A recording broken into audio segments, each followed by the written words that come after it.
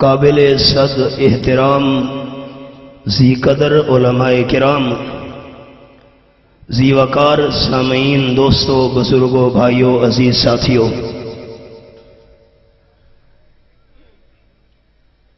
اس دنیا کے اندر کوئی بھی انسان ایسا نہیں کہ جس انسان کی زندگی کے اندر آسانیاں ہو اور آسانیوں کے ساتھ ساتھ پریشانیاں نہ ہوں۔ انسان کی پریشانیاں اصل تو جنت میں جا کر ختم ہوں گی۔ جنتیوں کے الفاظ قرآن مجید میں موجود ہیں، جب جنت میں قدم رکھیں گے تو ان کی زبان پر یہ جملہ آئے گا، الحمدللہ الذی اذھب عنا الحزن، اللہ تیرا شکر ہے ہمارے تمام غم اور پریشانیاں آج ختم ہوئی ہیں۔ دنیا کی آسانیاں بھی عارضی ہیں اور پریشانیاں بھی عارضی ہیں۔ ایک پریشان حال انسان کا تذکرہ سنانا ہے جو قیامت کے میدان میں پریشان ہوگا، اور ایسا پریشان ہوگا کہ اس کو سکھ، خوشی اور آسانی نصیب نہیں ہوگی۔ قرآن پاک کے الفاظ یہ ہیں، فرمایا اعوذ باللہ من الشیطان الرجیم، بسم اللہ الرحمن الرحیم، یوم یعض الظالم علی یدیہ، جس دن ظالم انسان قیامت کے میدان میں اپنے دونوں ہاتھوں کو کاٹے گا، ہاتھ لولہانے اور پریشان ہو کے کہہ رہا ہے، یقول یا لیتنی اتخذت مع الرسول سبیلا، ہائے کاش میں دنیا کے اندر امام الانبیاء صلی اللہ علیہ وسلم کے راستے پہ چلا ہوتا، آپ صلی اللہ علیہ وسلم کے طریقے پہ چلا ہوتا، آپ صلی اللہ علیہ وسلم کے انداز کو میں نے اپنایا ہوتا، لیکن قیامت کے میدان میں جو بندہ پریشان ہو گیا اس کو کبھی بھی سکھ اور خوشی اور آسانی نصیب نہیں ہوگی۔ یہ تو قرآن مجید کا انداز تھا۔ اب آپ صلی اللہ علیہ وسلم کا ارشاد سنیے، قال النبی صلی اللہ علیہ وسلم، من احب سنتی فقد احبنی ومن احبنی کان معی فی الجنہ۔ آپ صلی اللہ علیہ وسلم فرماتے ہیں، جس بندے نے میری سنت سے پیار رکھا اس نے میرے ساتھ پیار رکھا، اور جس نے میرے ساتھ پیار رکھا وہ جنت میں میرے ساتھ ہوگا۔ ایک صحابی تھے قدرتی طور پر جن کا چہرہ داڑھی کے بالوں سے خالی تھا، صرف 2-3 بال تھے۔ اب 2-3 بال ہیں چہرے پر داڑھی مبارک کے۔ کسی بندے نے کہہ دیا ان 2-3 بالوں کا کیا مطلب، ان کو اکھیڑ دیجئے۔ صحابی تڑپ کے کہنے لگے، داڑھی مبارک کو دھونا آمنہ کے لال صلی اللہ علیہ وسلم کی سنت ہے، داڑھی مبارک کو تیل لگانا رحمت عالم صلی اللہ علیہ وسلم کی سنت ہے، اور داڑھی مبارک کو کنگھی دینا یہ بھی امام المرسلین صلی اللہ علیہ وسلم کی سنت ہے۔ داڑھی مبارک کو دھونا 1، تیل لگانا 2، کنگھی دینا 3۔ میں اپنے ان 2-3 بالوں کو دھو بھی لیا کرتا ہوں، تیل بھی لگایا کرتا ہوں، کنگھی بھی دے دیا کرتا ہوں۔ آپ صلی اللہ علیہ وسلم کی 3 سنتوں کو میں نے ان 2-3 بالوں کے ذریعے زندہ رکھا ہوا ہے۔ ہم ربیع الاول کی مناسبت سے اگر آج یہ فیصلہ کر کے اٹھیں کہ ہم نے 1 سال کے اندر ہر ربیع الاول کے مہینہ میں آمنہ کے لال کی 1 سنت کو زندہ کرنا ہے تو دنیا سے رخصت ہونے سے پہلے پہلے آپ سوچیے ہماری زندگی میں کتنی آمنہ کے لال کی سنتیں آ جائیں گی۔ دسترخوان بچھا ہوا ہے، حضرت حذیفہ ابن یمان رضی اللہ تعالیٰ عنہ کھانا کھا رہے ہیں، سامنے ایران کے بڑے بڑے آتش پرست مجوسی سردار بیٹھے ہوئے ہیں، کھانا کھاتے کھاتے ایک لقمہ حضرت حذیفہ کے ہاتھ سے نیچے گر پڑا، اٹھایا، صاف کر کے کھانے کا ارادہ کیا، پیچھے غلام کھڑا تھا، کیا بات ہے، اس نے کان میں ایسا دیکھا حضرت یہ غیر مسلم بڑے بڑے مجوسی سردار بیٹھے ہوئے ہیں، یہ کیا محسوس کریں گے کہ مسلمانوں کو روٹی نہیں ملتی، گرے ہوئے لقمے بھی اٹھا کے کھا لیا کرتے ہیں، چھوڑ دیجئے عزت اور بے عزتی کا مسئلہ ہے۔ حضرت حذیفہ ابن یمان رضی اللہ تعالیٰ عنہ کا تاریخی جملہ موجود ہے کتب کے اندر، فرمانے لگے آترو سنت حبیبی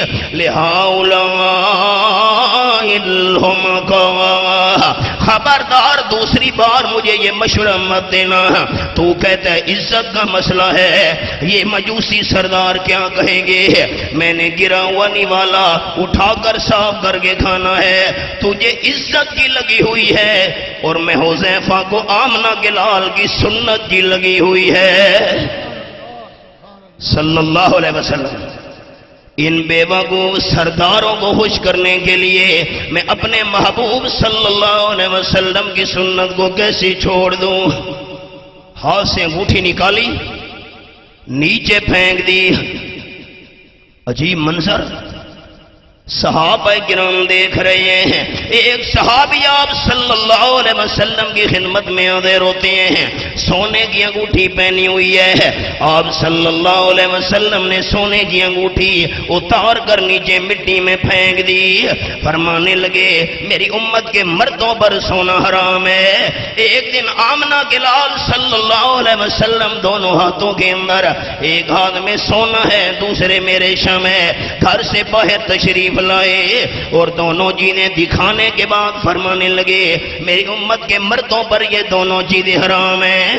صحابی کے ہاتھ سے سونے کی انگوٹھی نکال کر آپ صلی اللہ علیہ وسلم نے نیچے پھینک دی، محفل جاری رہی، آپ صلی اللہ علیہ وسلم اٹھے، گھر تشریف لے جانے لگے، وہ صحابی بھی کھڑا ہو گیا جس کے ہاتھ سے آپ نے انگوٹھی نکال کے نیچے پھینکی تھی، باقی صحابہ کرام کہنے لگے انگوٹھی کو اٹھا لے، کا سوال ہی پیدا نہیں ہوتا۔ جس چیز سے آمنہ کے لال صلی اللہ علیہ وسلم نے نفرت کی ہے بالکل نہیں اٹھاؤں گا۔ صحابہ کرام کا مشورہ یہ تھا اس کو بیچ کر قیمت استعمال میں لے آنا۔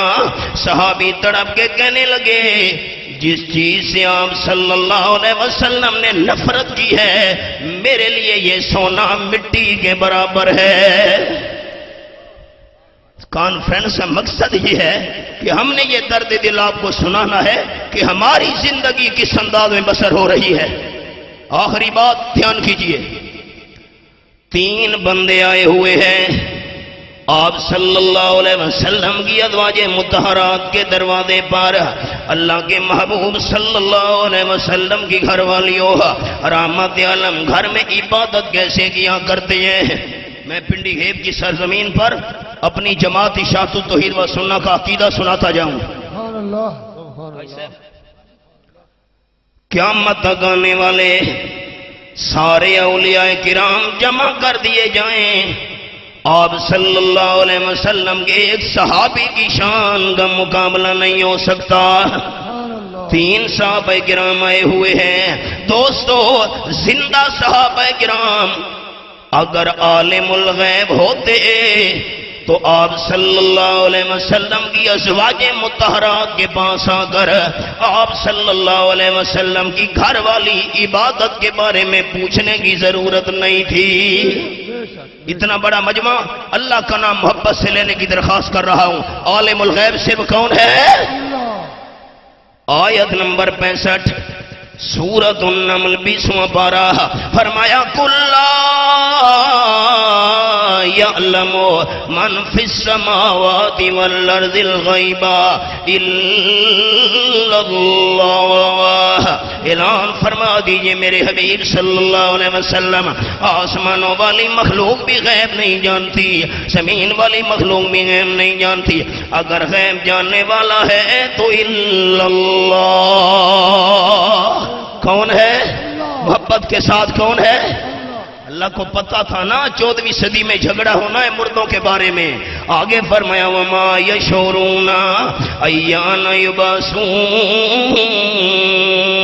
لوگ جن کو عالم الغیب سمجھ کر بلا رہے ہیں یہ ڈوبتی ہوئی کشتیاں پار لگا دیتے ہیں، یہ ہماری کھوٹی قسمت کو کھڑا کر دیتے ہیں۔